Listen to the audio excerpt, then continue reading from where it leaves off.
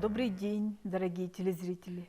У нас сегодня в гостях большой литературный начальник, один из главных руководителей Союза писателей России, первый секретарь Союза писателей России, лауреат многих литературных премий, но главная из них, по-моему, это премия имени Федора Тютчева. Геннадий Викторович Иванов. Здравствуйте. Геннадий Викторович, оказывается, я без малого 18 лет назад впервые у вас брала интервью в Москве по этой книге, по Алексею Кулаковскому. Вы редактировали. Это для меня было потрясением вообще открыть такого поэта. Представьте, я из Центрального комитета партии тогда, это как бы сейчас от самого президента Путина приходит распоряжение. Просим рассмотреть возможность издания в издательстве «Современник» книги Алексея Кулаковского. Держу в руках тогда рукопись этой будущей книги, начинаю читать. Ну и просто, вы знаете, это все равно, что если бы я впервые когда-нибудь во времена Гомера, так сказать, вдруг мне в руки в самотека попала, допустим, рукопись Гомера. Смотришь, это что-то великое происходит через Кулаковского. И с Солоухиным тогда близко познакомился, и с Поделковым познакомился. Вы тогда были совсем молодым человеком. Совсем, да, мальчиком, в общем. Можно сейчас вот о них немножко вспомнить, как они отнеслись вообще молодому человеку. Солоухин, это, конечно, он особенно выделял у Кулаковского не столько идейную сторону, сколько пластику, как он пишет, как у него переходы делает, как у него диалоги. Солоухин был, конечно, восхищен самим языком. Вот, и очень хорошо, по-моему, переводил. А Поделков тот, наоборот, тот как раз обращал внимание особое на идеи, что мы все время спорим, так сказать. Кулаковский говорил, только с русским народом, так сказать, надо идти к русскому народу, к русской культуре, и тогда своя культура поднимется. Мы только поженились, у нас, по-моему, даже как раз тут недавно сын народился. Вот. Ну, а в каждой семье бывают какие-то ссоры, там все такое прочее. Вот. И мне, значит, вот попадается, я помню в рукописи, вот здесь тоже есть это, значит, плач жены по умершему мужу, помните, да? Я говорю, вот смотри, что она говорит, зачитываю ей, говорю, как она его ругала при жизни, ругала, а теперь-то как говорит, да самый ты хороший, да самый ты лучший, так сказать, ты, вот, и мы жили-то с тобой прекрасно, и все прочее. И вот я, так сказать, она, конечно, смеялась и говорила, ну, кончай мне, а я вот так вот, даже в личной жизни Кулаковский мне помогал тогда. Это живой, настоящий, великий поэт. Кулаковский, он и из народного очень много из эпоса взял, и из просто обыденной жизни народа. Вот, и вот, ну, шаманская тема, она вообще, конечно, и тогда-то уже немножко стали об этом говорить, разрешено было. Здесь в сновидениях шамана она, конечно, проявилась сильно. И как-то все-таки власть пошла на это. Ведь считалось, что у нас только партия видит, что будет впереди, а впереди будет коммунизм. Книга вышла в 1986 году, а партия стала сдавать немножко свои позиции.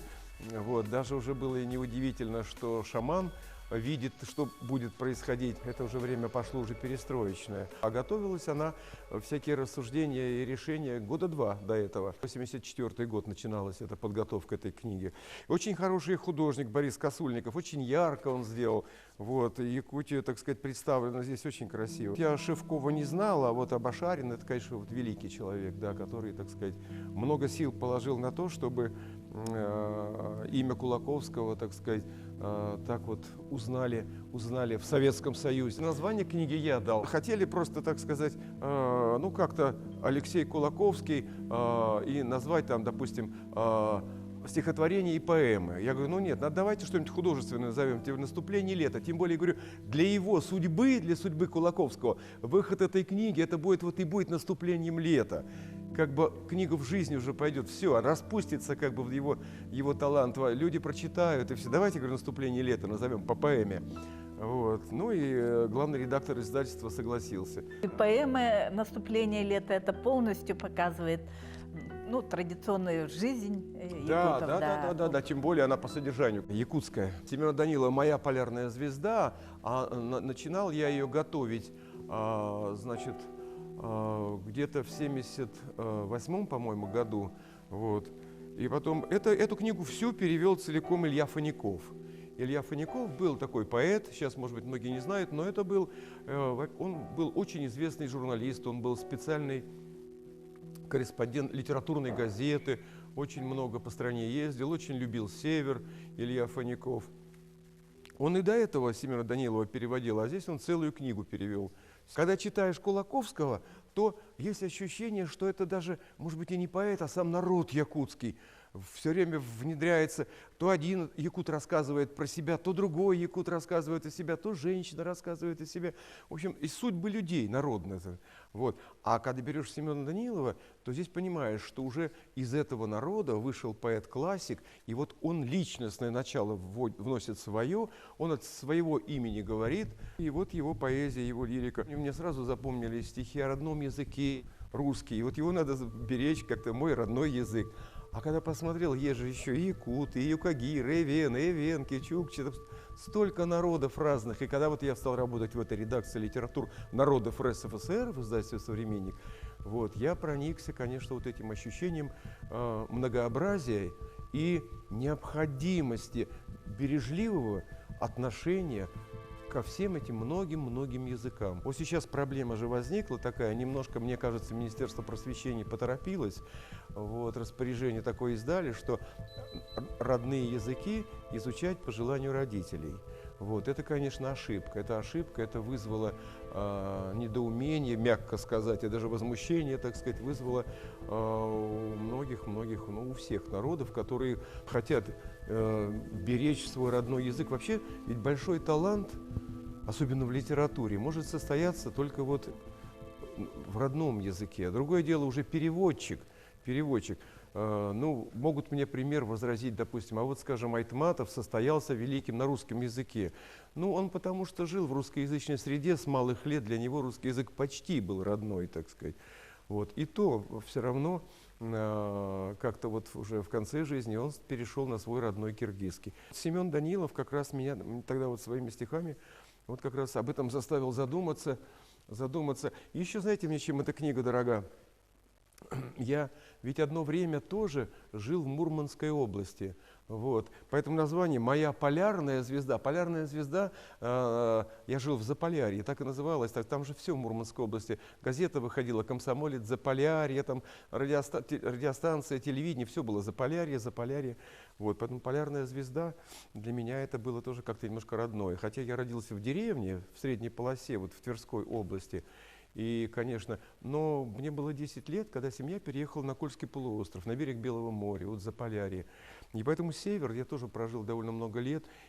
И, значит, захотелось мне пройти на пароходе Северным Ледовитым океаном, вот морским путем. Вы служили? Нет, это я не служил. Это я, будучи студентом, нашел возможность, благодаря руководителю семинара, семинаром руководил поэт Долматовский, очень известный советский поэт, много песен у него известных. Вот. А у него был товарищ, работал заместителем министра торгового флота СССР. Вот. И в этот момент уже у нас ребенок родился с женой. Вот, и нужно было как-то, я не москвич, она не москвичка, нужно было подрабатывать немножко, чтобы как-то нам жить, снимать комнату там и все прочее. Вот. И я ему сказал, вот, Долматовскому, то, что помогите, у вас кто-то знакомый тут есть. Он позвонил туда, мне говорит, хочешь поехать вот, по Северному Ледовитому океану на судне, будешь там и грузчиком, и посуду мыть будешь, и все прочее, и заработаешь денег. Довольно, действительно, а там же коэффициент идет на севере, когда проходишь Карские ворота и плывешь дальше на восток, там 1 к 8 коэффициент шел. 4 месяца вот я ходил в плавание, так сказать, и потом этих денег заработанных хватило на целый год, там же даже больше нам так вот и за квартиру платить, и жить, и все такое прочее. И заходил в этом плавании я в Тикси, в якутский порт Тикси, да. И, это какой год был? Это был... Я скажу, это был 74-й год. Селочком гора, залив такой небольшой, значит, вот. И мы тоже остановились, два дня мы там были. Я первым делом пошел на берегу в библиотеку. В библиотеке выпросил книгу Тютчева. Я ходил между полок, так листал. Вот, и чувствую, что меня прямо к Тютчеву потянуло. Я с этой книгой просто не расставался. Вот, я же должен был столы накрывать для матросов, посуду мыть, а потом свободное время у меня, и я выхожу, так сказать, с томиком Тютчева, корабль идет, а я читаю Тютчева. И мне было очень созвучно. И потом, когда через уже много лет вот мне вручили эту премию литературную имени Федора Ивановича Тютчева «Русский путь», но просто для меня это была большая радость. Как-то быстро вошел, вам скажу, вот в это вот национальное, многонациональное поле. Работая с разными национальными авторами, у меня выработалась даже вот такая своя философия. Вот моя позиция в этом смысле, она у меня запечатлена вот в таком стихотворении. Я взял эпиграф из Мустая Карима, такой башкирский поэт, классик. Не русский я, но россиянин. И он там, значит, в этом стихотворении говорит, что я не русский, да, но я тоже работаю на Россию. И мне захотелось от имени русского ответить. Я русский, да, но россиянин тоже. Как россиянин был Мустай Карим. Единства и любви, о, дай нам, Боже, тогда мы в испытаниях устоим. Я россиянин, как башкир, татарин, аварец, друг мой, и мой друг якут. Я русский, но не старший брат, не барин. Я просто русский, так меня зовут. Мы братья все, мы братья россияне, Ренат, Хаджи, Камиль и Магомед. И в этом мире, в этом океане мы пережили вместе много бед. И выстояли вместе, и прониклись судьбой друг друга. Мы теперь одно, башкирский богатырь и русский витязь, плечом к плечу стоят давным-давно. Писал Мустай о братстве всех народов, писал Расул об этом и Кайсын. Нам всем в земных скитаниях по дороге Россия мать и каждый ее сын. Я русский, да, но россиянин тоже. И говорю, и повторяю вновь, единства и любви, о, дай нам, Боже, нам суждены единство и любовь. Государство наше будет держаться только если будет вот это единство. Если удастся раскачать, что каждый захочет, вот как это произошло с Советским Союзом, раскачать другие народы, вот. И вот эта вот ошибка Министерства просвещения с тем, что как изучать родные языки, вот, она как раз вот может повлиять, вот таких вот еще несколько ошибок, и народы начнут колебаться, скажут, а зачем это? У меня все отнимают, так сказать. Как это? Нет. И вот в этом смысле я написал вот так свою позицию, и как бы я, знаете, я даже считаю, что это вот наш общенациональный код, закодировано здесь вот наше единство, но мы должны для этого что-то делать. И вот такие передачи, Евдокия, которые делаете вы, они работают на это единство. Я очень рад, что вот смог в Якутске прочитать это стихотворение. Спасибо, Геннадий Викторович. Ну, говорят, вот знаки, символы, да, что-то определяет это. Вот вы сейчас рассказали, Тикси связано с Тютчевым. Вот первая ваша, одно из первых работ, это Семен Данилов, литература якутская, да, и Кулаковский, там Солоухин, Поделков и так далее, да. А вообще, как вы стали писателем? Вы знаете, будет несправедливо, если мы будем говорить только вот что-то земное. Я думаю, что вот, что касается таланта, призвания, это все-таки немножко сверху, так сказать. Знаете, кто-то, так сказать, раз так тихонечко дунул, так сказать, чтобы чуть-чуть человек... А дальше уже твоя задача развиваться как-то. У меня детство было очень благодатное. Оно было в полях. Маленькая деревушечка. На холмике стоит высочок, деревня на высоком месте стоит, и слово «высочок», название деревни. И вот 11 избушек стоит, нас всего там 3 детей во всей деревне. Вот и сейчас вообще уже этих 11 изб нет, уже все голое место. Я ходил целыми днями и сам с собой играл, сам что-то фантазировал, смотрел на цветы, купался в пруду или в речке, вот, на птиц. Я заметил однажды, что вдруг у меня очень много птиц всех. Есть все птицы, которых я видел в детстве, вот, и как-то они все влетели в мои книги стихов. В школу ходил, в бывший барский дом, в котором жили и творили Ахматова и Гумилев. Барская усадьба матери Гумилева. И когда Гумилев женился на Ахматовой, вот, он свою жену молодую, Анну Ахматову, сначала повез в Париж, а потом из Парижа привез к матери вот сюда, вот где моя родина, это вот Бежецкий район, Бежецкий уезд, вот Тверской области. Гумилев там очень мало писал, ему все хотелось в какие-то экзотические страны Гумилев. Он очень любил Восток, Ближний Восток, Африку. А Анна Ахматова наоборот, она Она впервые в жизни, горожанка, она увидела село, деревню, она увидела вот этих крестьянок, она с ними общалась, она ходила по этим полям, по деревьям. Она написала больше 70 стихотворений, многие из них самые лучшие стихи у Ахматовой.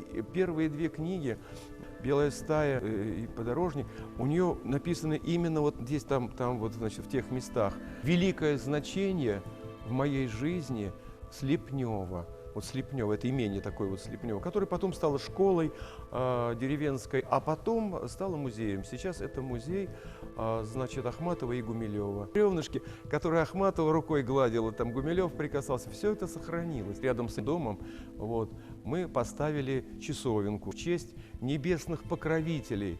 Вот, у Ахматовой небесным покровителем была Анна Кашинская, святая. Это жена князя Михаила Тверского.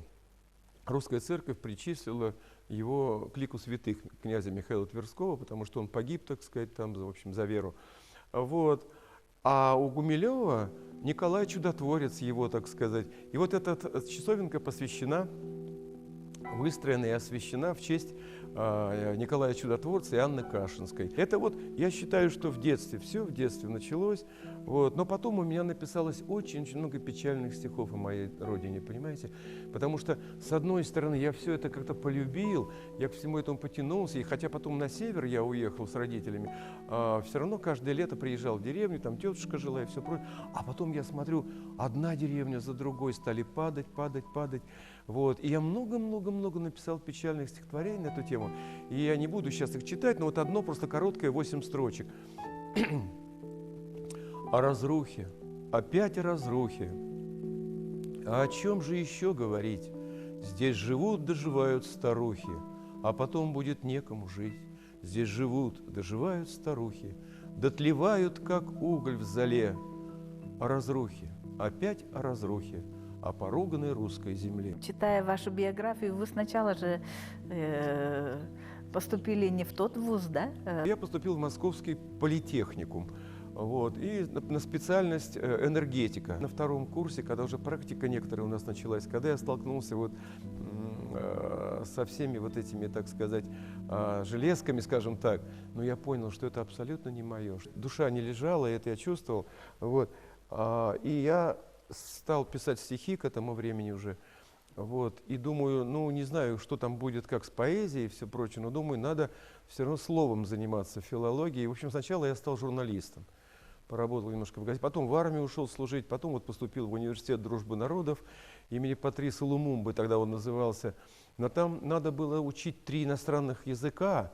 Вот, и я подумал, что писать стихи и 3 иностранных языка, это с детства, если бы совсем с детства, то, может быть, я бы учил. Думаю, не получится. Думаю, или придется как-то стихи оставить, не писать, или с языками ничего не получится. И вот я просто ушел из этого университета, подал документы, прошел творческий конкурс в литературный институт, а тогда конкурс творческий был очень серьезный.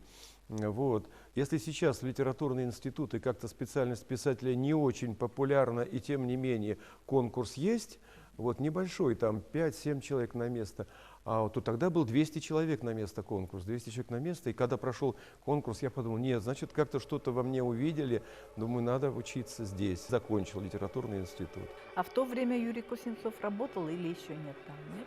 В то время Юрий Кузнецов, значит, я поступил на первый курс, а Юрий Кузнецов только закончил литературный институт, и в издательстве «Современник», где вот эти книги выходили, он начал работать. Я шел как бы по его стопам, получилось. Он ушел в издательство, я поступил в литературный институт. Я пришел в «Современник», а он ушел в это время из «Современника», из этой редакции, куда я потом пришел. Вот, он ушел тогда какое-то время на вольных хлебах, то есть нигде он не работал, занимался только творчеством. Большими тиражами стали печатать его книги, и на гонорары тогда можно было прожить. Гонорары большие были, да? 25 тысяч тираж. А что такое 25 тысяч? Это называется массовый тираж. То есть гонорар удваивается сразу. Если у тебя 10 тысяч, это один как бы. А если 25 тысяч, это удваивается сразу. То есть это было вот за такую книгу на советские деньги Семен Данилов тогда получил, значит, ну, примерно я вам скажу, 8-10 тысяч. А машина стоила там 5 или 6 тысяч, так сказать, понимаете, почти на 2 машины. Это все-таки тогда время было такое, да. Вот. Государство поддерживало. Государство тогда. сильно поддерживало тогда писателей. В советское время вот редактор издательства имел большую власть, да? Он мог выбирать, да, книги. Из рукописей, которые приходят в издательство, выбирать что-то и ставить в тематический план, предлагать в тематический план, заявлять и говорить, вот я считаю, что вот эту книгу надо на будущий год издать или через год издать. Вот планы тогда такие составлялись. И защищаешь, почему эту книгу надо издать. Все отправляешь на рецензию. Известный поэт, допустим, известный писатель написал, да, я поддерживаю, эту книгу надо издать, потому-то, потому-то, потому-то. Вот, и так вот составлялись планы. Вот, ты должен был, редактор должен был представить тираж, как книга эта пойдет, не пойдет, как она пойдет, широко ли она пойдет. Вот. Но тогда еще была такая система, собирали тираж, набирался, в каждый книжный магазин приходила такая книжечка, издательства «Современник», допустим, или из другого издательства, где представлял, что мы планируем издать такую книгу, вот сколько ваш магазин закажет. И так по стране, это сейчас магазинов уменьшилось там во много раз, а тогда магазинов было много, и каждый запишет 10 экземпляров или даже 5 экземпляров. Набирались большие тиражи вот так, вот таким вот образом. И самая главная работа редактора, это, конечно, вот если автор жив, ну, допустим, я тоже Фазу Алиеву издавал, например, известная дагестанская поэтесса. Вот. Фазу Алиева приезжает в Москву, или меня отправляют в командировку в Махачкалу. И вот с ней сидишь и работаешь. Если в Москве, то еще переводчик присоединяется. Начинаешь, предлагаешь, прочитаешь всю рукопись и скажешь, вы знаете, мне кажется, что вот это место можно было бы улучшить. Какие-то предложения вносишь, какие-то думаешь, а вот здесь не совсем точно. Вы посмотрите, вот переводчику говоришь, например, у Фазулиевой много с ней тогда работал переводчик Шестинский. Вот Северцев, Сергей Северцев работал с ней. И вот переводчик говорит, что я так считаю, не то, что большая власть у редактора была, но ответственность была у редактора. Ответственность, что надо, чтобы книга вышла, чтобы, ну, во-первых, я уж не говорю, там, чтобы ошибок не было, сейчас сколько с ошибками выходит книга, но это дело корректора.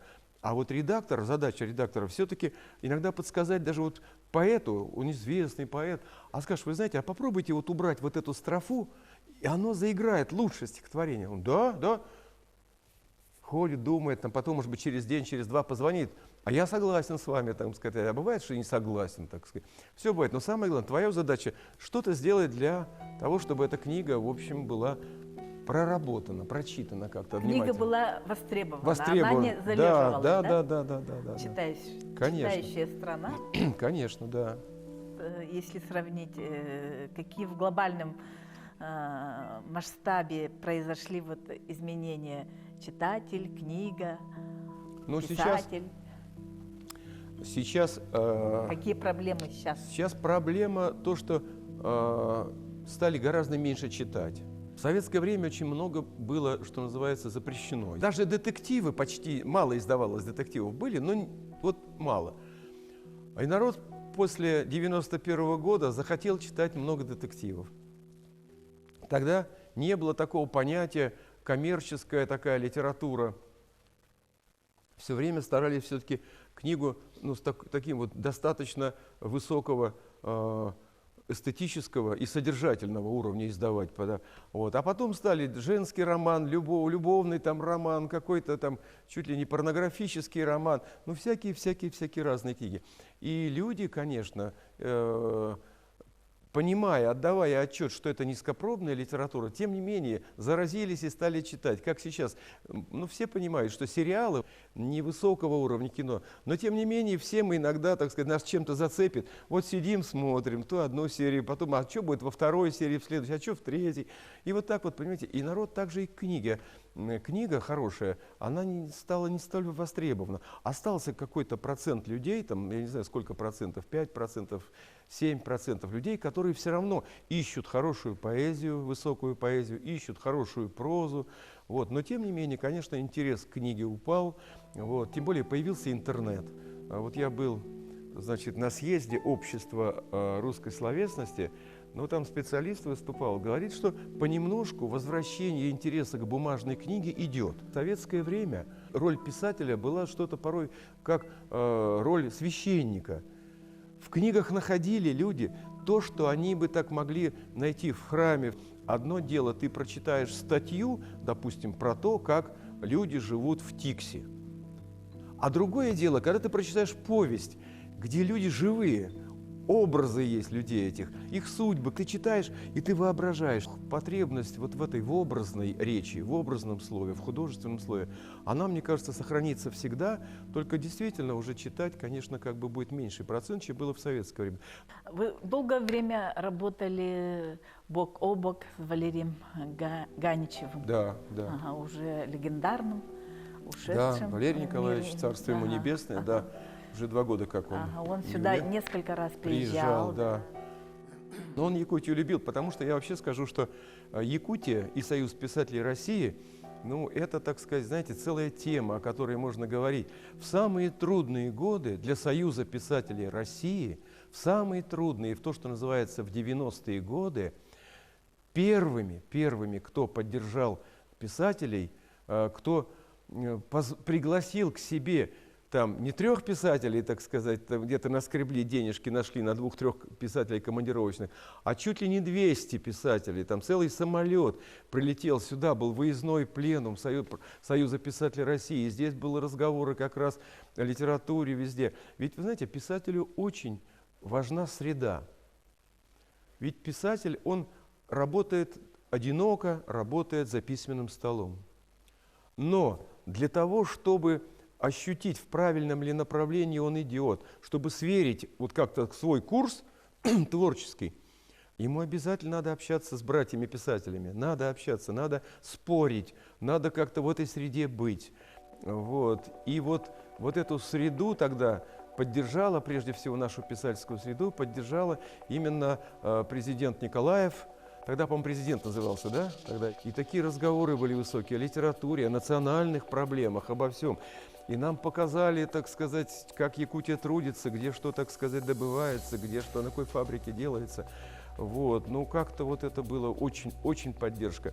И при Штырове тоже значительная поддержка была. Вот большая литературная премия России, это же благодаря тоже, опять же, Якутии, Алросе состоялась эта премия. Она была значительная, премия такая была, что писатель, получив ее, как раз примерно так, как когда-то Семен Данилов получал гонорар, так сказать, большой. А в 90-е же бедная жизнь была. Не издавались, ни гонорары вообще никакие речи не шло. Как вот многие люди тогда тяжело выживали. Республике Саха-Якутия слава и спасибо. Вот вы Ганичева вспомнили, конечно, и тогда именно Ганичев договаривался с главами республик, вот, с вашими, так сказать, с президентами, и как-то он находил такие добрые отношения, которые оборачивались вот потом форумами писательскими такими. В Орле был съезд Союза писателей России, на котором меня избрали первым секретарем. И я вот вспоминаю самыми добрыми словами еще Валентина Григорьевича Распутина. Он подошел-то, я помню, ко мне: Геннадий, не волнуйся, все нормально, все правильно, ты давай. Для литератора вообще много значит слово поддержки, особенно поддержки вдруг вот маститого какого-то человека. Буду благодарен и Ганичеву, и Валентину Григорьевичу Распутину. Когда в Иркутске бываю, прихожу на его могилу, вот его похоронили в монастыре, прямо на берегу Ангары. Вот, поставили большой крест, прихожу, помяну. Ну вот в то время были очень большие писатели, их имена звучали на весь Советский Союз, Да. а сейчас вот время какое. Звучал бы сейчас от Якутии Николай Логинов, звучал бы точно, если бы он был подключен к той системе советской, которая умела, как нынче говорят, раскручивать имена. Вот человек издал роман, вот, да, и тут же все везде читали его, в журнале читали его, в книгах читали, все это как-то на слуху было, это обсуждали. Вы знаете, какую страшную ошибку совершили наши руководители страны? В конце 80-х уже это началось. Он издал роман о Чингисхане. И только слух пошел какой-то: о, якут какой-то издал о Чингисхане. О, наверное, якуты хотят отделиться. Наверное, они там какую-то свою золотую орду будут создавать. Еще что-то. Понимаете, вот. А нужно было что сделать? Нужно было сразу же перевести этот роман, сразу же, так сказать, пригласить Николая, так сказать, в студию, и то телевидение, на радио, сказать: Николай, а в чем? А он бы и сказал: Да не об этом роман, что мы хотим, якуты, куда-то отделиться, стать новыми монголами или еще чем-то такое. Нет, я просто показываю, на чем стоит государство, и как вот рос и воспитывал, какие идеи приходили в голову Чингисхану, и как он их, так сказать, воплощал или готовился воплотить. Вот о чем. О государстве прежде всего речь-то шла. А вот вы разваливаете государство, а его надо не разваливать, а укреплять. Укреплять в империю. Он бы выступил, народ бы ему аплодировал, его бы сразу все узнали. Я в Монголию, правда, не езжу, но говорят, там сейчас каждая гостиница названа его именем, там проспекты, да? Все названо именем Чингисхана и все прочее. Но монголы же не собираются идти, так сказать, опять воевать. Никакой писатель, мне кажется, уже не будет так популярен, как это было в то советское время. Потому что тогда литература играла большую идеологическую воспитательную роль. А сейчас у нас записали в Конституцию, что никакая идеология не может главенствовать у нас в государстве. Добро и зло как-то люди должны различать. Я считаю, что литературу государство опять как-то должно приподнять, поднять на уровень достойный и необходимый для народа. Бунин написал: «Молчат гробницы, мумии и кости, лишь слову жизнь дана, на мировом погосте звучат лишь письмена». Звучат лишь письмена. Вы заметьте, сейчас даже вот журналисты, как говорили тогда в советское время и как сейчас, неотчетливо, но быстро как бы проговорить. И даже политические обозреватели, наоборот, остановись, милый, подумай немножко. И человеку дай паузу подумать, и как-то разговаривай естественно человеческому дыханию. Есть и современная технологическая жизнь, но есть и вечная. Иначе бы Пушкина мы так не боготворили. Понимаете, или другого какого-то великого поэта. Кулаковского мы через русских ведущих, выдающихся писателей узнали. Семен Данилов вот через российскую литературу. И Лугинова. Я знаю, что российские писатели вообще боготворят. Да, и Владимир Крупин сам попросил, вот последнюю его книгу, так сказать, «Время перемен», да, Крупин перевел. Вот, замечательно, кстати, перевел, замечательно. И Крупин сам гордится этой работой. Великолепный писатель Крупин, ну, современный, прекрасный, такой, классик, можно сказать, современный. И Карпов Владимир его переводил. Шипилов, да, Николай, да, царство его небесное, да. В Якутии мы его не так знаем, не так воспринимает, обыватель, да? Да. Ага, вот из ваших уст хотелось бы услышать, как вы, в общем, хунские повести оценили русские писатели и вот время. Мы организовали большую дискуссию, обсуждение писателя Александра Сегиня, прозаика, Михаила Попова. Хорошим прозаикам современным я дал, чтобы они прочитали. Человек, по-моему, 18 или 15, не помню, выступало. Все приняли эти хунские повести, вообще вот эту математику последних лет хорошо. Лев Толстой говорил, что все известно, вообще, их всего несколько сюжетов в этой жизни, там, в творчестве можно использовать и описывать. Вот. Но задача писателя или все-таки что-то новое раскопать, или об известном сказать по-новому. Темы примерно у всех одинаковые. И вдруг какой-то писатель неожиданный берет материал, и у Николая Лугинова тоже произошло. Он вдруг как бы стрелку перевел, так сказать, вот поезд шел по привычному пути, он перевел стрелку на другой материал, китайская какая-то вот тут имена, китайские какие-то тут отношения, что-то такое вроде как хунны, то, вот, хочется куда-то в справочники залезть, посмотреть что-то, но самое главное, хочется, вот все, хочется разобраться в этом. Все поняли, что эта речь идет вовсе не о китайской, так сказать, это написано для любого читателя в любой стране, вот, потому что через этот материал он показывает вот именно где добро, где зло, как человеку жить в этой жизни, что он делает правильно, что он делает неправильно, в какие ситуации в жизни человек попадает и как он из них выходит. И все это, в общем, это общечеловеческая такая вот как бы история. Свежесть материала, она привносит и свежесть самого содержания. Она углубляет содержание, человек начинает воспринимать свежо, потому что уже у человека замылился глаз. Вот, допустим, исполняют какую-то песню под гармошку или под баян, и вдруг кто-то взял, еще добавил сюда струнные инструменты, может быть, так сказать, что-то такое добавил, трубу какую-то, соло на трубе в эту песню ввел, или что-то, в общем, как бы осовременил эту известную уже 1000 лет песню, и она по-свежему как-то слушается, правда? Такое же бывает, и нередко. Вдруг раз бывает и зазвучит. И вот Николай вот в литературу ввел вот эту свежесть через этот материал. Это мне очень интересно. Вы когда-то, видимо, давно-давно писали, литература обязательно ответит на серьезные запросы людей. Да, с этой верой я живу. Вот вы делали фильм, Евдокия, о Юрии Кузнецове. Мы все знали из стихов, из прозы людей, воевавших. Или это Юрий Бондарев, так сказать, в прозе, так, или в стихах, так сказать, вот эти были прекрасные поэты, так сказать, там и Наровчатов, и Старшинов. В 70-х, 80-х годах время потребовало как-то что-то переосмыслить войну не просто описательно, но на более философском уровне. И вот Кузнецов нашел такой язык философско-метафорический, такой, пишет атомную сказку, стихотворение, «Стремитесь, летите», а вполне возможно, что это ведет к трагедии. Вот 90-е, когда страна, в общем, испытывала вот эту трагедию этих реформ, он написал пронзительную книгу «До свидания, встретимся в тюрьме», о печалях и о тоске народа, который попал вот в эту переделку. Ну, например, в русской поэзии идет большая работа по осмыслению, куда мы попали и куда мы идем. Пока нет такого пронзительного поэта, который очень ярко смог бы сказать о нашем времени. Сейчас некоторые поэты пишут «Принятие в душу веры». Вышел целый сборник стихов донецких и луганских поэтов и все прочее. Вот сейчас вышел роман, например, Сергей Самсонов написал роман «Держаться за землю». Проблематика современного Донбасса, вот там описана. Писатель говорит о тех проблемах, которые стоят перед народом. Без того, что он не будет подключен к такой вот к острой современности, писателя не может быть.